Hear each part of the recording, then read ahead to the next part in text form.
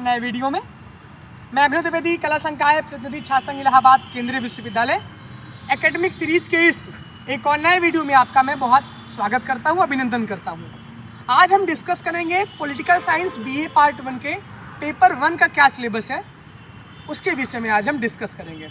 अगर आप इस पेपर को यहाँ से समझ लेंगे तब आधी से ज़्यादा आपकी मुसीबत का हल यहीं से ही निकल जाएगा, यानी कि आपकी बहुत सारी प्रॉब्लम्स यहाँ पे सॉल्व हो जाएंगी।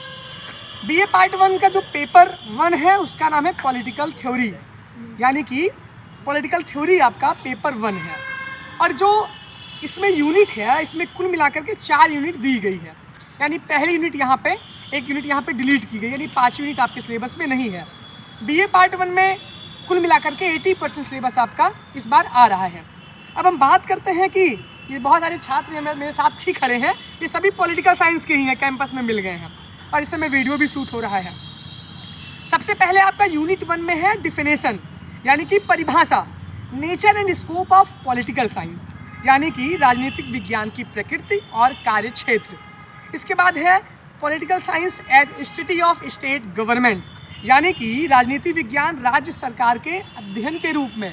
जब हम पॉलिटिकल साइंस पढ़ते हैं, सबसे जो हिटलिस्ट सब्जेक्ट है यूपीएससी में वो PSIR है, यानी कि राजनीतिक विज्ञान और अंतर्राष्ट्रीय संबंध।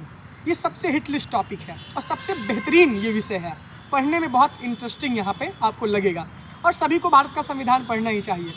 इसके बाद इसका अगला टॉपिक है as study of power, as study of political system. इसका मतलब ये है कि सत्ता के रूप में अध्ययन और राजनीतिक व्यवस्था के रूप में अध्ययन।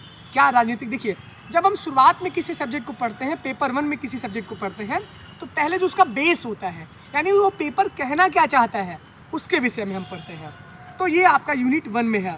इसके बाद फिर political science, politics, political theory, political philosophy, comparative politics, यानी कि राजनीतिक विज्ञान, राजनीति क्या है, राजनीतिक सिद्धांत क्या है और राजनीतिक दर्शन क्या है, फिलॉसफी ऑफ पॉलिटिकल साइंस, यानी कि जब तक हम विषय के दर्शन के विषय में नहीं जानेंगे तब तक हम विषय को अच्छी तरीके से समझ नहीं पाएंगे। इसके बाद आपका अगला है it's relation with other social sciences. मान लीजिए कि आप पॉलिटिकल साइंस पढ़ रहे हैं, इससे सामाजिक विज्ञानों से क्या संबंध है, इतिहास से क्या संबंध है, भूगोल से क्या संबंध है, सामाजिक विज्ञान से, ये तो इतिहास भूगोल ही सामाजिक विज्ञान है, आप तो आर्ट्स के ही स्टूडेंट हैं। तो हर एक मल्टी डायमेंशन तरीके से हम चीज़ों को कवर करेंगे। पॉलिटिकल साइंस की हिस्ट्री क्या रही है, अभी जो जैसे मान लीजिए कोई आर्टिकल है, उसको लागू करने के पीछे बहुत सारे रीजन रहे होंगे, ऐतिहासिक, राजनीतिक, आर्थिक, सामाजिक, दार्शनिक, लॉट ऑफ, मतलब उसमें बहुत सारी चीज़ें मिक्सअप रहती हैं।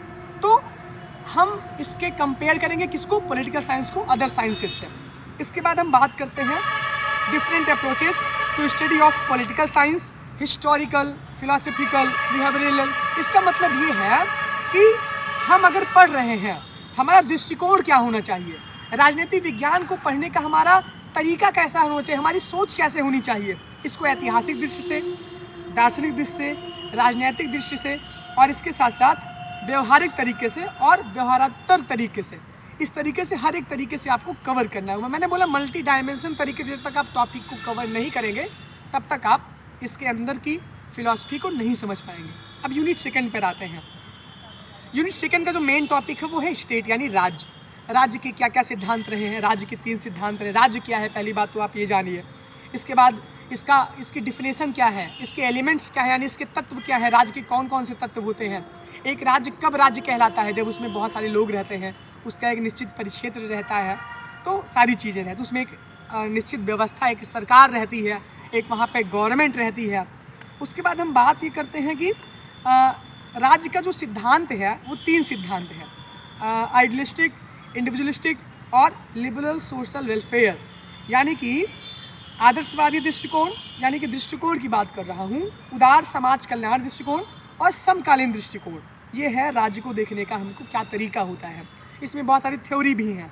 इसके बाद हम कहते हैं समकालीन उदारवादी गांधीयन फिलॉसफी, यानी कि गांधी की क्या अवधारणा रही है, राज्य को लेकर के मार्क्स का क्या सिद्धांत रहा है, तो इसके विषय में हमको Marxian view of the state लेना है और गांधी की क्या स्टेट को देखने की अपनी फिलॉसफी थी, उसको हमको पढ़ना है। इसके बाद हम बात करते हैं ओरिजिन ऑफ स्टेट, यानी राज्य की उत्पत्ति कैसे हुई। इसके 3 सिद्धांत हैं, दैवीय सिद्धांत हैं और दैवी का मतलब ईश्वर, ईश्वरीय सिद्धांत यानी कि डिवाइन ओरिजिन। इसके बाद फोर्स सोशल कॉन्ट्रैक्ट यानी कि सामाजिक बल अनुबंध। और इसके बाद है विकासवादी यानी इवैल्यूएशन वाला सिद्धांत। तो 3 सिद्धांत हैं, तो अलग अलग तरीके हैं अलग अलग मानने के। एक सवाल आपका इस पेपर से पक्का एकदम फिक्स रहता है, एक सिद्धांत आपसे पूछा जाएगा। एक तो राज्य के बारे में सवाल रहेगा, उसकी परिभाषा और भाषा की, और एक सवाल इस सिद्धांत से आपका आ जाएगा। उसके बाद हम बात करते हैं अब यूनिट 3 पे, संप्रभुता। एक बहुत अच्छा टॉपिक है।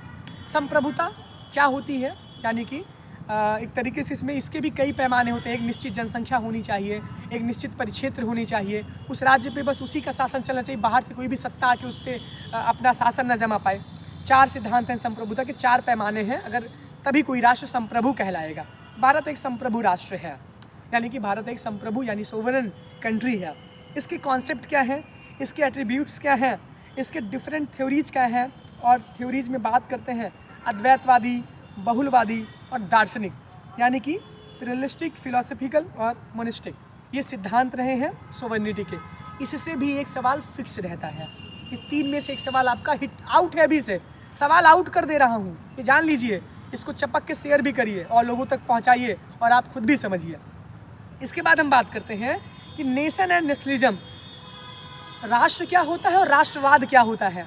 राष्ट्र जो है वो एक तरीके से एक जो विचार होता है, राष्ट्र तो एक एकता की शक्ति होती है, लेकिन जो राष्ट्रवादी जो भावना होती है वो भावनात्मक कॉन्सेप्ट होता है। जैसे कि जो भारत एक तरीके से भावना है, भारत एक जीता जागता देश है, पर एक तरीके से भाव यहाँ पे प्रबल रहते हैं। राष्ट्रवाद में भावना की प्रबलता ज़्यादा रहती है, यानी वहाँ इमोशंस बहुत ज़्यादा हावी रहते हैं। तो ये बात हुआ। और उसके बाद क्या क्या चुनौतियाँ रहती हैं, जब कोई राष्ट्र रहता है या कोई देश रहता है, भारत के सामने क्या चुनौतियाँ हैं, किसी भी राष्ट्र के सामने क्या चुनौतियाँ हैं, क्या चैलेंजेस हैं उसके सामने। और इसके बाद हम बात करते हैं वैश्विकीकरण, यानी कि 1991 के बाद वैश्विकीकरण, उदारवादीकरण आया।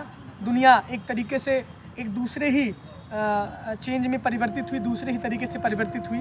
और इसका क्या प्रभाव पड़ा, वैश्विकीकरण एक बहुत बड़ा एक तरीके से बदलाव था इस पूरे ग्लोबल वर्ल्ड में। तो 1991 के बाद किस तरीके की राजनीति रही, किस तरीके से राज्य अपने आप को बदले, भारत भी पहले अब किस तरीके से अपने आप को बदल रहा है। इसके बाद हम बात करते हैं नागरिक समाज का उदय, यानी कि एमर्जेंस ऑफ सिविल सोसाइटी। जो ये समाज है, इसका किस तरीके से उदय होता है, अलग अलग वर्ग के लोग किस तरीके से पॉलिटिक्स में आते हैं, अलग अलग जगह अपनी पार्टिसिपेशन को करते हैं।